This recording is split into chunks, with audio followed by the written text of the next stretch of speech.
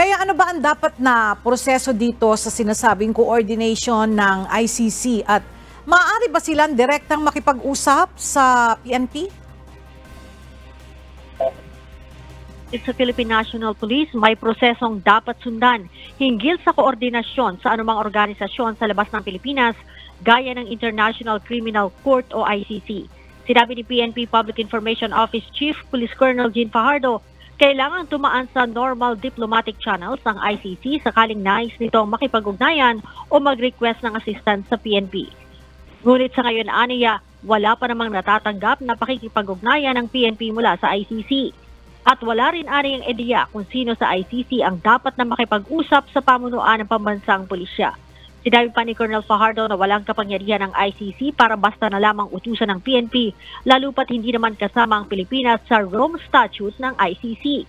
Kung mayroon man aniyang ginagawang koordinasyon ng ICC sa gobyerno ng Pilipinas, sinabi pa ni Colonel Fajardo na susunod lamang ang PNP sa command line nito.